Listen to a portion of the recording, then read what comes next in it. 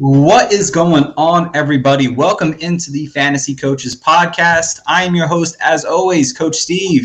It is that holiday season here, guys. A couple days before Christmas is here, if you celebrate Christmas. And I got all the spirit with my hat on tonight, so we're going to talk some fantasy. Coach Gibbs, unfortunately, can't make it tonight. Me and him had some communication issues with our plans this week, so we are podcasting tonight, and we'll have our normal schedule for next week. But of course, I got a great guest on tonight, and it's Dave, Dynasty Dorks. What's going on, Dave? Hey, man, glad to be here, Steve. Always good to hang out with the coaches. Actually, appreciate it, my friend. I appreciate it. How is everything with you? I know we kind of talked before the show, but how's the fantasy life? Yeah, fantasy's good. Of course, you want to win every single league, but at the end of the day, a lot of times you are when it's whittling down in your playoffs, you're playing against players that you are playing, and you're kind of getting down to your 50-50 where, like in my league, I have Kyler Murray and Justin Jefferson are two of my main players, and in my other big league, I'm playing against Kyler Murray and Justin Jefferson. So it's the way it goes. You can't win them all, but it's been a heck of a season, and I got some good waiver wires today, so we're looking to at least do better than 50-50. Yeah, no, I absolutely agree with you on that. I know I'm playing. I have Cooper Kupp in one of my most important leagues, but then I am playing Cooper Kupp like everywhere else. I'm like, shit, what do I do here? So it is tough. You just kind of have to roll with it and hope that the numbers at the end of the day just even out for you and you end up winning as many as possible. So yeah, I think you and me actually are in a league together where we verse each other in the semis this week. So should be interesting. Should be fun. So like I said, let's get started today, guys. Obviously, it is our Wednesday-Thursday show, and we're talking start and sits for Week 16 now for your semifinal matchups. In terms of news, there's not too much going on. You know, Austin Eckler got put on COVID. Brandon Cooks got put on COVID. I don't think we mentioned Tyreek Hill on Monday, but a couple guys put on COVID. We don't really know what's going to happen with these guys yet. They do play Sunday, so we'll hopefully and hope that they can get off before Sunday. Elijah Mitchell's already been ruled out for tomorrow night, which definitely is a major blow, but that's why you picked up Jeff Wilson this past week here. So we'll see how that works out, but let's get into these start and sits today. And as you guys already know, we do always a little different. We do sleepers and busts, but we'll start from the top here. And Dave, you're up first, my friend. Who's your QB sleeper this week? Yeah, so I want to give one super flex sleeper and then one QB sleeper because there's a lot of super flex leagues out there. I know I'm in a lot of super flex leagues. So, Justin Fields, I know he's not a sleeper, but he's definitely not someone that usually would rank in the top 12. I've been pretty consistent. He offers a safe floor, and he has a very good matchup against Seattle. So I think things are going in the right direction for him in that offense, and I think you can trust Justin Fields this week. And then the other guy is Davis Mills. So Davis Mills, we talk about deep sleeper, super flex. Davis Mills, he's been pretty consistent 2 weeks in a row with 18 to 20 points. I think Davis Mills is someone you can roll out. Yeah, Davis Mills is definitely a surprise. He has as many QB1 performances as Trevor Lawrence, the former first overall pick. So definitely a bit of a surprise. I don't think we would have been mentioning that week one early on in the season here. So I definitely like that one here. For me, guys, this is definitely tough because a lot of the guys down at the bottom here, I really don't care for their matchups or their veteran guys who I'm not thrilled about. But Matt Ryan presents some kind of play here for me, honestly. I mean, he's been pretty solid for most of the season. Again, he's not someone that's going to put up a 30-point game for you most week, but he's been a pretty reliable QB2 for the most part, someone who could probably get you 16, 17 fantasy points in a good matchup against Detroit Lions this week.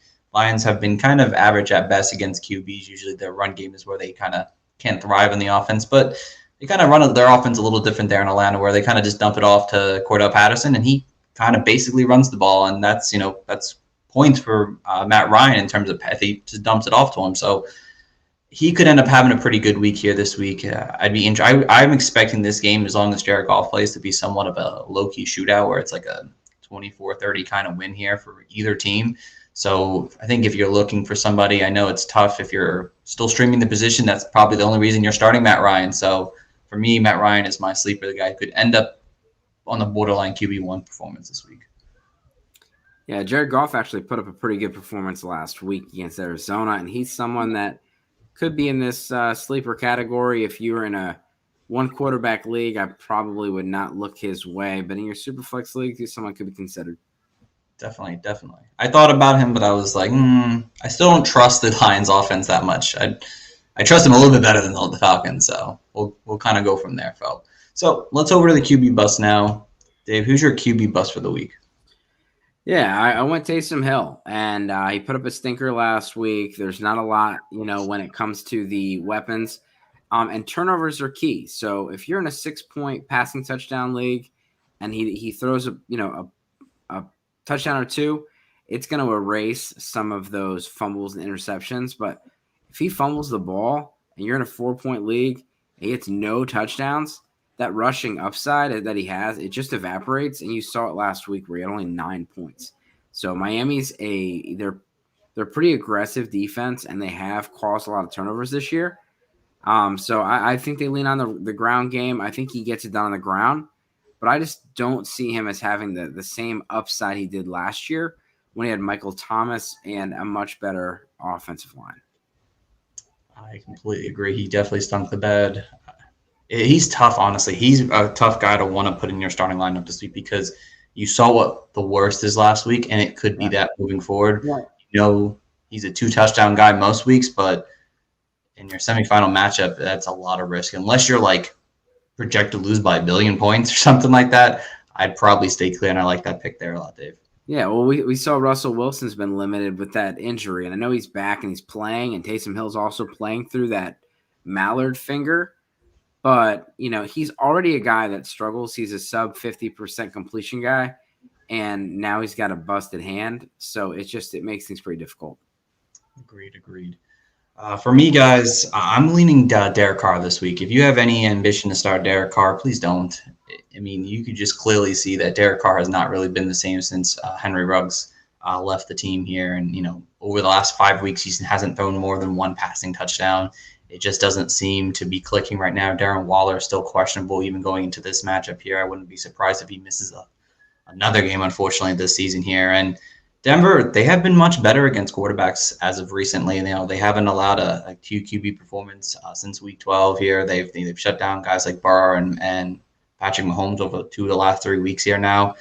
And in your semifinal matchup, Derek Carr usually pretty good for a super flex, spot, but in 1 QB leagues, I'm pretty much staying away from him. I'm trying to find that upside. If Fields are out there, I'm going for Fields. And God forbid if Lamar Jackson sits, I'd rather take Tyler Huntley over Derek Carr this week. Yeah, Huntley's interesting. I think in your 1 quarterback leagues, he sneaks into that top 12 conversation after what he did last week. Yeah, no, that's a good point. Would you feel comfortable starting him personally if it happens that situation appears itself? Yeah, I mean, at the end of the day, you if you're in a 1 quarterback league, if everyone has 1 quarterback and a couple guys have another, you're looking at your, Derek Carr's and Matt Ryan's on the bench, and I would definitely take Huntley over both those guys. And Fields, I would pick Fields up because as a waiver wire pickup, I'd rank him higher because you can get 2 weeks out of him. You may not get 2 weeks out of Huntley, but I would play Huntley over Fields. I'm a believer. Okay. I think I'd still lean in Fields on that one, but I like it, honestly. I don't hate it. And then one other quarterback I just kind of want to mention here. Dak Prescott has kind of just been boring over the last 5 weeks now. Just 1 QB1 performance. He has not really put up any fantasy points. Can you trust him against Washington this week? I hope not. I'm playing against him in the real reality fantasy, and the guys also got CeeDee Lamb and Amari Cooper. So he's got the Dallas stack.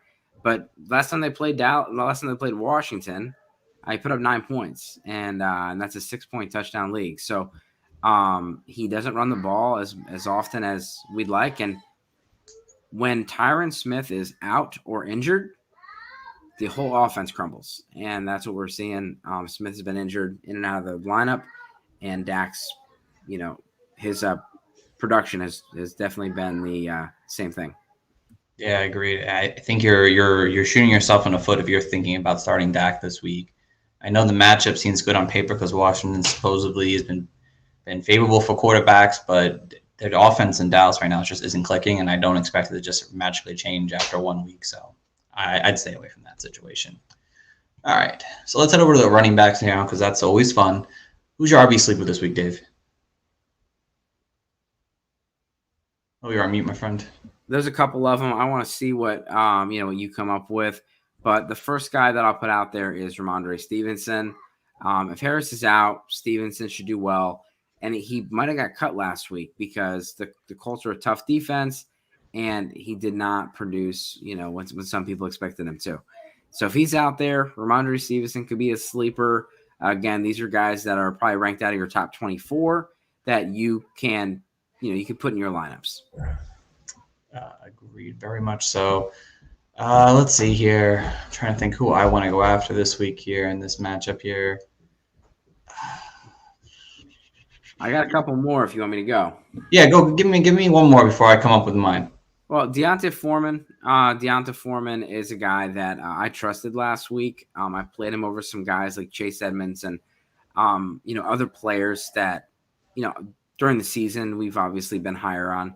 And it worked out. He's the clear lead in that offense.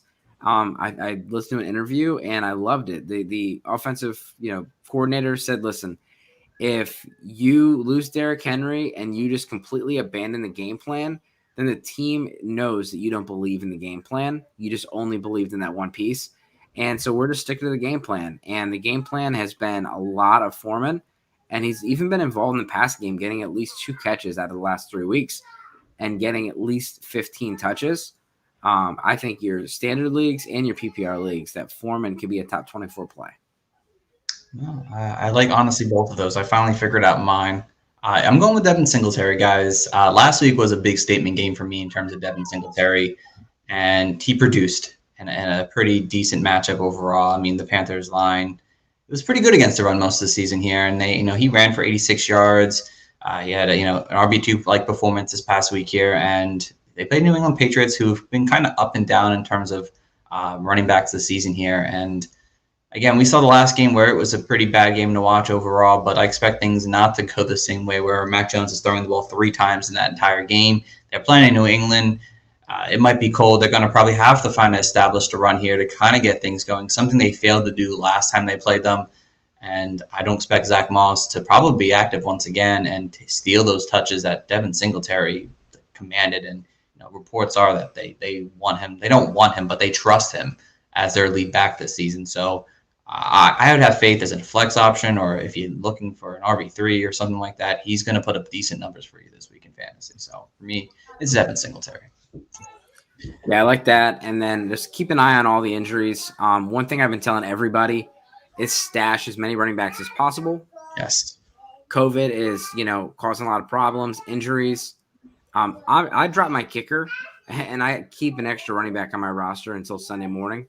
And it's just a way to manipulate your roster a little bit because I don't really care who my kicker is. It works out. Like I got guys like Sonny Michel and Darrell Williams and Kayla Lodge like stashed on my bench and Ronald Jones. And with Ronald Jones, I guarantee he was the number 1 pickup of your waiver wires this week. And he's probably going to win some people some leagues. I guess Carolina this week. I wouldn't call him a sleeper, but if you guys are waiting for us to talk about Ronald Jones, he's top 15 play this week in my eyes. Yeah, and I was actually going to mention that. So you're starting Ronald Jones without a doubt. I forgot. I guess Le'Veon Bell signed with the Bucks. Missed that, guys. I'm sorry, but that doesn't scare you off of Ronald Jones at all. No, Le'Veon Bell's been passed around the league, and he's also been passed up on by a lot of teams. I'm not concerned at all, and he's still just got to get through. He's got to even just learn the playbook. So I think that was just a depth move because Bernard's hurt. They obviously don't trust Keyshawn Vaughn, and Fournette's going to be out. He just put him on IR. So I think it's just a depth move. And obviously, I mean, your deep leagues, pick them up and stash them on the bench. But I'm not rolling out Le'Veon Bell, and I'm not concerned about Ronald Jones. With all the pass catchers down against the weak Carolina defense, I think that they're just going to run Ronald Jones all over him and get out of town. Yeah, I agree with you. I have a difficult decision to make now. I have Javonte Williams and Nick Chubb, but the Ronald Jones opportunity for him now, It's very intriguing. And if you can start him, I'd start him almost anywhere you can because Yep. he's going to see the workload there. The passing volume, I don't know yet. We'll find out. But with all these pass catchers out, he might see himself a role in the passing game, actually, and he's going to run the ball. There's no one else there on that offense that's going to push defenders down the field. So 100%. we'll see how that works out. So let's head over to the next part, the busts. Who's your RB bust this week? Yeah, man. Sorry for this one, but I just am not touching any of the Dolphins. And that's just because it's just a roulette. Not that I don't hope they don't, that someone does well. I just don't know who it is. And like last week was a lot of people are out of their playoffs because of Myles Gaskin, but some of them snuck in and they were like, finally trust Myles Gaskin. And without that 30-yard run, he would have had like 13 carries for 20 yards. I mean, he has just been inefficient. And Duke Johnson came out of nowhere and just, then you have Malcolm Brown coming off of IR. You got Salvin Ahmed coming back. Even in and this is a bad matchup against the Saints. I'm just like, no, thank you. I will drop them and hope that my opponent picks them up. Agreed. I did not recommend anyone pick up Duke Johnson this past week. I thought it was just a trap play. I mean, good performance for him, but in fantasy, I'm not trusting that whatsoever. Honestly, Tua doesn't really pass to his RBs as much. So that's how you beat the Saints in terms of running back, and that's not happening this week. So, I mean, it was nice to see that the Bucs were able to move the offense on the ground, but Miami's run line is not that great. So don't trust that at all. No thanks. So my RB bust this week is James Conner. James Conner, with Chase Edmonds back, we weren't sure what we were going to see early on, but it was apparent that James Conner and Chase Edmonds are going to split work in this offense here. Conner's been great all season getting these touchdowns, but they do play the Colts. They give up the 6th fewest fantasy points per game to running backs this season here. And he's also dealing with an injury himself here, so he might be limited in this game to some extent, and it could be more of a Chase Edmonds kind of day. It's hard for me to trust James Conner after what I saw from last week because that's what you're going to see moving forward. You're going to see a split between these two RBs here, and I'm not trying to figure out at what point is James Conner going to get that touchdown or not. So I'd rather send him. He's back in that touchdown or bust category, and I'd rather avoid that if I can this week. Tough matchup. Yeah. Your most situations you're probably stuck having to play him, but people ranking him in the top 10, expecting top 10 numbers. It's difficult with, how they played last week against Detroit. They're down to their third center, and it shows. And, the involvement got a little messy last week when Edmonds came back, and Edmonds is 1 week more involved and 1 week, healthier. Right, exactly. All right, let's talk about some other running backs real quick to run through here. Are you trusting guys like Michael Carter this week or A.J. Dillon in starting lineups this week? I would play Dillon over Carter, even though he's the backup. I just never really trusted Carter, and Carter's gotten most of his work under Mike White, and Zach Wilson is not. Zach Wilson's playing this week, so Carter he's done well when he's gotten that PPR production, but last week with 3 points, I'm really hoping that I can have a better option than him. I would definitely pay James Conner over Michael Carter. Yeah, Michael Carter. See, I think I might actually put Michael Carter over James Conner this week. I understand that he had those streaks where he was mostly because of his receiving ability, but he was starting to get it on the ground at some point before he got hurt. I'm hoping that this was, first game kind of back thing. Let's get him out going next week. I was actually scared earlier on today when I saw the news that the Jets had a big COVID outbreak, and it was Michael Carter. I'm like, no, and it was Michael Carter, the cornerback, and I'm like, God. That's tricky. That is tricky. You can't have two players with the same name on the same team, especially one that's fantasy relevant. Can't have that. Nope. I'm okay playing Carter. I think the matchup makes sense with the Jaguars that he's going to be fine, and honestly, so yeah, it's a good matchup. All right, let's see here. Are you trusting Saquon? You have to, but I still have him as a low end, running back 2, mid RB2 in the 20s. Just because of volume, it's super inefficient, but at the end of the day, the volume creates a floor, and we know he can bust them. Every every game the last 4 or 5 games he's had one decent run, but it's ugly. Don't watch it, and don't expect old 30-point Saquon numbers. It's more of the 10 to 15 range. But if you got Saquon, you're starting him. I mean, he's probably at least your third best running back, if not your second best running back. Right, yeah. I think you just have to rely on the talent will eventually break through somehow in this game. It didn't last time around, but you just got to hope that it does, honestly, with Saquon, because he is a talent. What about Rashard? Rashard Penny, yeah. I'd go with Rashard Penny. I'd start him. Last week he got injured, and then he was out for that drive, and then DJ Dallas stole a touchdown, but he still was more involved.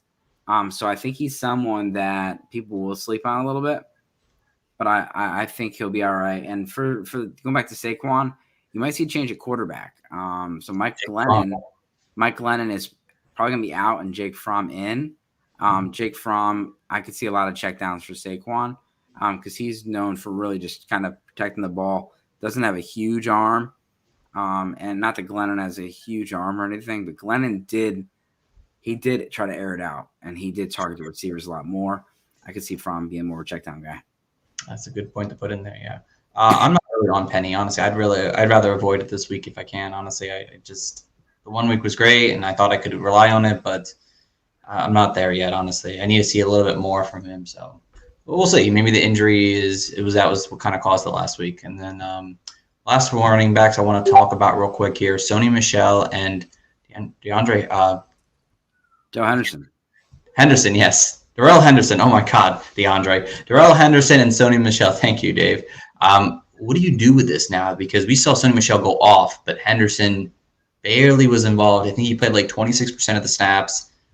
Was it an injury thing? First time coming back off of COVID? Like, are you relying on either one of them next week? Yeah, I mean, I think you can roll Michel out. And again, like, when we say we want to roll these guys out, like if you're looking at your 24th or 25th ranked running back, it's not pretty. But at the end of the day, when you start two running backs on a flex or multiple flex, you're going to have to start these guys. And I would go Michel over Henderson. He looks better. Henderson just looks banged up. And he did this last year. He kind of tailed off at the end of the year last year, and we saw Cam Akers take over. Michel's got much fresher legs, and he looks a lot better. So I would play Michel. I probably would not. I'd probably fade Henderson unless I was just super desperate. And I will say I am in this situation, but I have Ronald Jones, and I'm going to play Ronald Jones over both of them. And I have Austin Eckler. If Austin Eckler doesn't play, I'm going to be stuck with Justin Jackson or these guys. And I'll probably play Justin Jackson against the Houston Texans over these guys. Justin Jackson, yeah, he's been playing well. Honestly, if he's starting, I mean, I'd start him this week, honestly. Yeah, to me, I think it's Sony over Henderson. I know I made a call last week saying Henderson over Sony, and I felt bad saying that, but I really thought it was going to go that way. But it's honestly hard to trust either one right now. It honestly could go back to Henderson this week, but it might not. So you play these guys with expectation that they're going to be splitting time at least. Or, yeah, I wouldn't put your faith in either one of them to go off big. Expect them both maybe to get between 7 and 10 points in fantasy this week. Yep, exactly. All right, so let's move over to the wide receivers now. So who's your wide receiver sleeper of the week, Dave? Yeah, so I went with Amon-Ra St. Brown. And us Dynasty guys, we definitely know who that is. Oh, yeah. But if you're a redraft player, you might be kind of new to him. He looks good. He looks really good. And he's that classic, slot receiver. So he gives you that, Tyler Boyd kind of a floor. But he's got some big play potential. He's an athletic guy. And he's showed it the last couple weeks. So I have him in my top 24 this week, and I think that's probably, far above the consensus. But I'm comfortable with him, and I think he's the best target with Hockenson out. He's been on fire. No, definitely agree with that. I love that because honestly, if you didn't pick him, he was going to be my number one sleeper this week for sure. So I'm going to go a different direction here. I'm going to go someone who might be a little bit more down. Maybe you're really struggling to figure out finding a hole for your flex option, and it's Laquan Treadwell from the Jacksonville Jaguars. And Laquan Treadwell has been solid. he's been really solid for a team that's been so bad over the last month now. He's had 3 straight games in full point PPR over 10 fantasy points. Again, it's not flashy, but it's steady points. And depending on what you need this week, you might need someone who's going to give you that steady points. They do play the Jags. On the Jags. He's on the Jags. They play the Jets this week.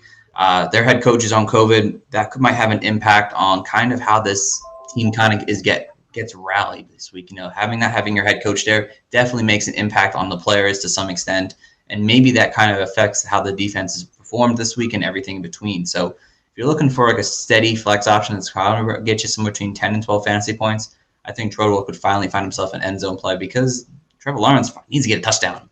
He needs to. It's been way too long, and he's had many touchdowns. So I'm hoping this is the battle of the number 1 and 2 seed players. Hopefully it turns into somewhat of a shootout where Treadwell ends up getting a touchdown this week. So for me, he's my sleeper.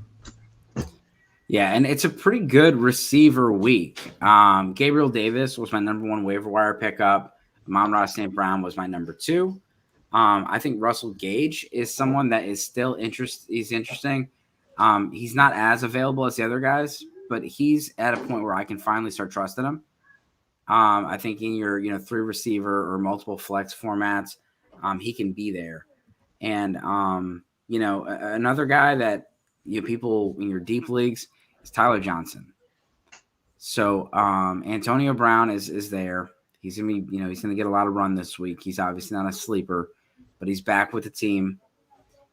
He's going to take a little while to get back. And Mike Evans is week to week, but they say he might play this week. Week to week means he's out. Yeah. And Chris Godwin's out for the season. So Tyler Johnson's going to fit right in there in that Chris Godwin slot role. And you saw last week he had 7 targets, and that was in half a game of Godwin being out. So it's not going to be someone that I expect to put Chris Godwin numbers up, but he's going to get the targets. And if he gets 8 targets, catches 6 of them for 50, you're very happy to get 11 points from Tyler Johnson, who you got for free off your waiver wire. I 100% agree with that. I love Tyler Johnson this week as well. Josh Reynolds also is someone that I would consider as well, especially if Goff plays. I definitely like Josh Reynolds a slightly bit in this game here for sure. So great all sleepers all around. So let's go over the bust now. So Dave, who do you guys a bust? Yeah, so we talked about it a little bit earlier, but I put Amari Cooper down as my bust. He's someone you drafted high, and you probably have played him every single week. And the recent weeks, he just hasn't been the same since the injury. So I have him down, and I also have Devonta Smith. Devonta Smith's been up and down. I mean, maybe he gets a big play, gets in the end zone against the Giants, but Bradbury's pretty good corner. And he draws, Bradbury this week. I'd be more interested in the running backs and more interested in Goddard when it comes down to that matchup against the Giants. I think Devonta Smith will have a hard time. Plus, he got dinged up yesterday. He didn't do that well when he played against the Giants last time. Bradbury locked him down. So those are my guys, Devonta Smith and Amari Cooper. Yeah, I like both those options. I feel bad for Devonta Smith because I feel like if he had another quarterback that actually threw the ball more, man, he'd be so good. But he's not happening this year. Maybe Hurts can find a way to become a better passer because they need that right now for him because his value is tanking right now. But Cooper has just not been existent in this offense here, and I agree with that. A couple of players I guess I'll mention real quick here. Let's see here. DJ Moore. DJ Moore has just been hasn't really done too much since Cam Newton's taken over, and they're just not throwing the ball enough, and they're not getting enough yards for him to really thrive. He's had a couple decent games with Cam at QB, but they do play the Bucs this week. I don't expect them to be able to pass the ball that well. It's just that someone I'm not trusting in the passing game this week. And Cam Newton's playing. Maybe Sam Donald gets in there. Supposedly, for me, it's a hot mess. And if I could avoid DJ Moore this week, I would love to. And then one more I'll just throw out there too, if I had him here. Chase Claypool. I'm not touching Chase Claypool at all this week. If he's in your lineup, you get him out of your lineups because they're going to Kansas City. Kansas City is good against outside cornerbacks, and Chase Claypool has just really been a disappointment. Too inconsistent for me to worry about, and that Chiefs defense is just so impactful that Ben's not going to have enough time to air the ball deep enough to get Chase Claypool that ball. So for me, Claypool's in there I'm out with too. Yeah, Claypool's one of mine as well. Yeah, let's see here. What about do you play these guys, some youngsters like Hollywood Brown, Terry McLaurin, DK Metcalf? Do you play any of these guys coming off? I mean, they've been pretty much non-existent, all three of them, over the last back half of the season. Yeah, and those guys that always say start your studs, start your studs, start your studs. I mean, we've done that, and it has not worked out. At this point, you need to throw your pre-draft rankings out the window and just go off of what's going on. Am I going to, start Amon-Ra St. Brown over DK Metcalf? Probably not. But I would not be surprised if Amon-Ra St. Brown were to, beat DK Metcalf again, which he's done, 2 or 3 weeks in a row. So, yeah, when it comes down to it, Terry McLaurin, it's going to be really hard to bench him. But Terry McLaurin has had bust games more than 50% of the time. It was 50%, but I believe it's following 2 busts in a row. So I believe he's more bust than he is hit at this point. True, yes. So I would go DK over McLaurin in that scenario for sure. I'll tell you right now, he's had 5 games this year as a wide receiver 3 or better. Just 5 games. That's it. Everything else is outside the top 36. And it's been fun. Speaking of bad passers, Heineke throws, I think 51% of his passes are into double coverage. He throws balls that are just, McLaurin is doing everything he can to get to, but he has no easy catches. Nope. Everything McLaurin gets, he has to claw and scrape for, and it's just way too difficult. 100% agree. It's not a good play for that, so. All right, let's head over to the tight ends now. So who's your tight end sleeper this week, Dave? Yeah, as far as the tight ends out there, there's a few that I wanted to talk about. One guy that I'm really interested in is Adam Troutman. If Adam Troutman actually gets out there and plays this week, his targets and snap share were going up tremendously, and then he got injured. But he was at 5 catches 3 weeks in a row. Now he's on the COVID list. Now he's in the COVID list. So my pivot off of that is Shane O'Shaughnessy. He gets the Jets this week. Love it. And he's very, very widely available. Very widely available. Definitely needs to be picked up if you're looking for a tight end. So let's see if I can give you somebody here. If Devin Jordan plays, if you're looking desperately for a tight end situation, I would consider that once again. I know I mentioned it last week and he ended up being out, but he was seeing some involved in this offense here for sure, especially around the goal line, which is great for tight ends because it's all you really need to be a tight end one. And Chargers are one of the worst teams in the league against tight ends, so that could be an option. Albert O from the Denver Broncos. Drew Lock seems to love his tight ends, and Albert O seems to be a pretty big part of this offense where it seems to be focused on the tight ends and obviously the wide receivers we want nothing to do with right now. So Albert O could be an option for you as well as a sleeper. Yeah, and Fant might be available in some of your leagues, but if Fant's on your bench and you're thinking about it, I mean, I'm playing him over guys like Foster Moreau and stuff like that. And I know that he's been down the last couple of weeks, but Drew Lock and Noah Fant had a pretty good connection when they played. And you could see that happen in both tight ends being being interesting now that Drew Lock is going to be the quarterback this week. Agreed. All right, so let's over to the tight end bust now. Who do you guys a tight end bust, Dave? Yeah, it's Hunter Henry. And when you pick your busts, I'm not going to take the easy one and say, don't start this guy that hasn't been relevant for 32 weeks. Hunter Henry's been relevant, and you probably do have to start him.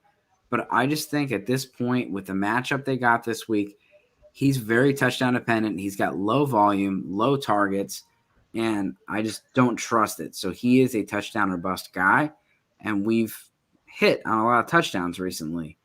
But if that comes up and you don't get touchdown this week, you're not going to be getting many points from Mr. Henry. Great, yes. It was nice to see him have more yards finally, but yeah, it's definitely tough to trust him after one performance. So I get it.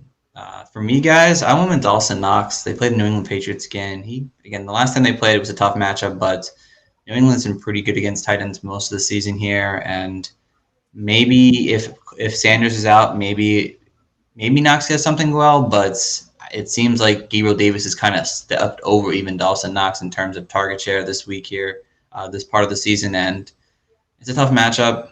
It's going to New England. You don't know what the weather's going to be like up there where things are going to be pretty bad. So for me, I'd probably lean off Dawson Knox. I don't trust him 100%, even though he's had a great season. Yeah, and then you got we talked earlier about the Giants and how the change of quarterback. Evan Ingram could be someone you look for as a sleeper.